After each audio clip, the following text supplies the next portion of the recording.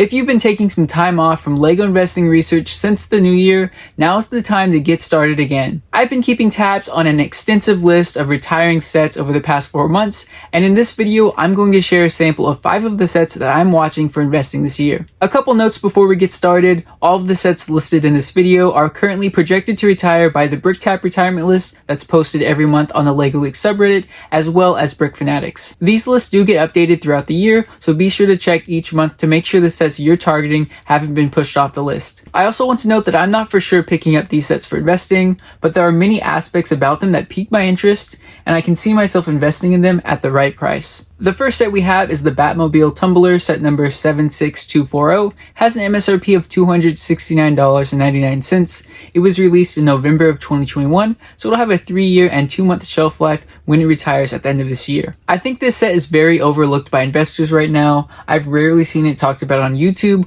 or in other LEGO investing forums. The sentiment around superhero sets in the LEGO investing community is very low right now, and it's causing people to overlook some sets that could do very well for investing. While it'll have been on shelves for over 3 years by the time it retires, there are only 41 listings from US sellers on eBay right now, and there are only a couple listings under MSRP. This tells me that there's low inventory in other investors' hands. On Amazon, it's selling 200 plus a month. That's not the best, but for a set this large that has few third-party listings, I'm not that concerned. Minifigure-wise, both included in this set are unique, but they only sell for about $43 in total.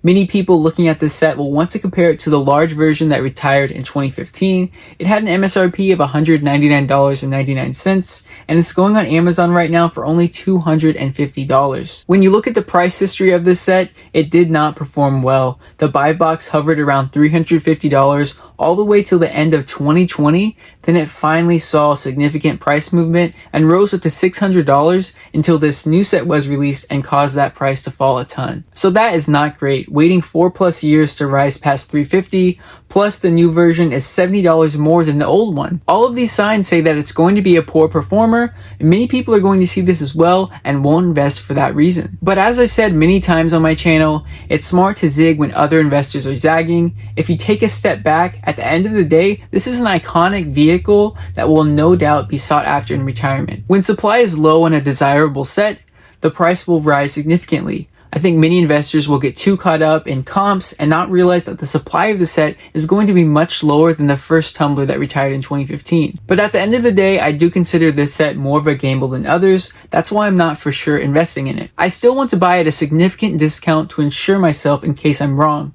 Historically, there haven't been too many discounts on this set. 15 to 20% off is the most that we've seen recently. For me to pick it up, I'm going to need around a 45% discount. That's a pretty steep discount, and I highly doubt that we're ever going to see it discounted directly this much. So the main way I think I'll be able to do this is by stacking discounts. One of the best times to do that is during gift with purchase promotions from Lego.com, stacking it with a good honey reward or cashback from Rakuten, insiders points, and credit card cashback. And the second set, Flying Forward Anglia, set number 76424, MSRP of $14.99. It was just released in March of this year, so it'll only have a 10-month shelf life if it retires at the end of this year.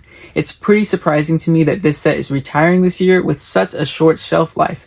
It's definitely one to keep track of to make sure that it's not pushed off the retirement list later in the year. At the moment, this is a very interesting opportunity. There will be considerably low supply after retirement because of how short this shelf life is. This is an iconic car from Harry Potter, and there could be a ton of growth in retirement at this low price point.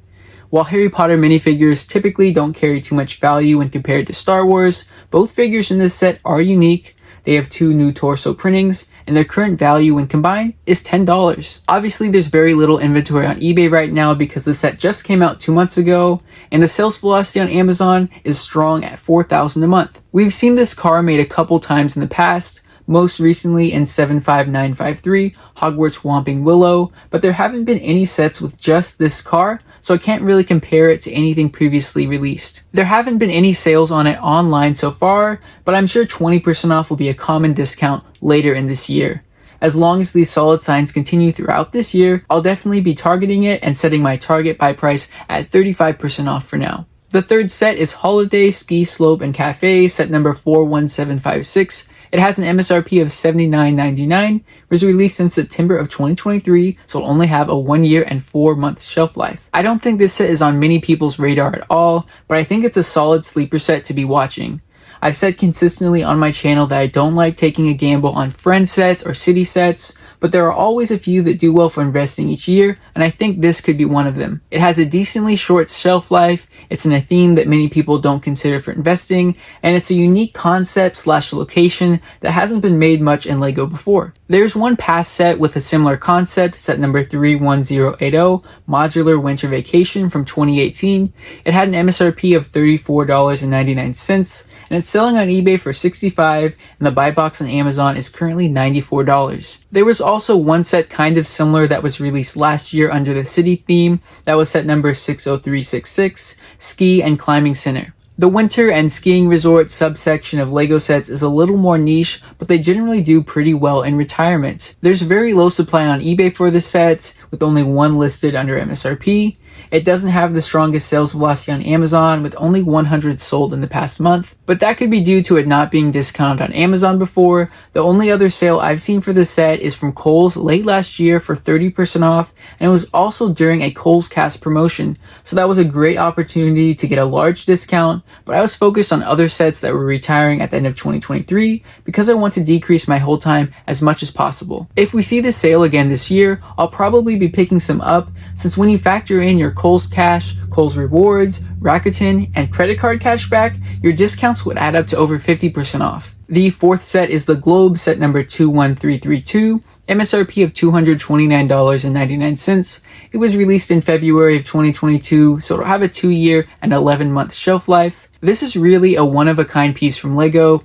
I was on the fence about it at the beginning of this year, but it's been continuing to grow on me. I had trouble seeing the collectability aspect to it. I wasn't sure if it would just be forgotten by collectors once it retires, but I'm leaning towards it maintaining relevance. There are many sets out there that LEGO has made based off other items people commonly display on a shelf or a desk, and they've been very popular. Besides the entire botanicals line, the ship in the bottle, the typewriter, and the Polaroid camera are some great examples. Of course, I love the lack of supply on eBay, under 40 listings, and pretty good sales velocity of 300 a month on Amazon with no discount. This set was a victim of the price increases. It used to have an MSRP of $199.99, and even with that price hike, we've only seen one sale on it, and that was 20% off from Best Buy last year. If we continue to see no sales on the set, I'll be looking to pick some up at around the 35 to 40% off mark by stacking discounts from either LEGO, Kohl's, or Barnes & Noble. The fifth and final set I have is the Mini Disney Palace of Agrabah, set number 40613. It has an MSRP of $39.99, released in October of 2023, so it'll only have a 1 year and 3 month shelf life. My initial reaction to this set was a hard pass, but it's another one that has grown on me. I like the collectability factor with all the other mini Disney buildings, the retired Haunted Mansion, the Disney Castle, Ariel's Castle, and the rumored Sleeping Beauty's Castle. It's a LEGO exclusive, meaning the supply is much more limited than sets available at every retailer, and it seems like investor sentiment is pretty down on it.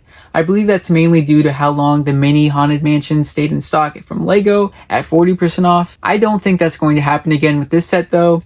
I'm going to bet that LEGO saw that they massively overproduced the Haunted Mansion, and this set will have an appropriate amount of supply. Another con to this set is that there isn't a minifigure. I'm not sure why LEGO didn't include one when all of the other mini Disney buildings have one, but looking past these downsides, the supply is very low on eBay, there aren't any listings under MSRP, and none of the sold listings are under MSRP. When you add up all the pros and cons, there definitely seems to be more cons than pros, but I really believe that as long as LEGO learned their lesson and doesn't flood the market with these sets, continued collectability is going to be a huge factor that will carry this set in retirement. Right now, I'll look to buy this set at around 45% off. Alrighty, those are the 5 sets that I wanted to cover in this video. If you enjoyed it, I'd appreciate it if you drop a like and subscribe to my channel for weekly LEGO investing content. I'd also love to hear your thoughts on these sets in the comment section below, whether you agree or disagree. And with that, thanks everyone for watching, and I'll see you in the next video. As always, my videos are not financial advice. I'm not a financial advisor. I'm only sharing my journey as a LEGO investor, and I encourage you to do your own research before buying any LEGO sets.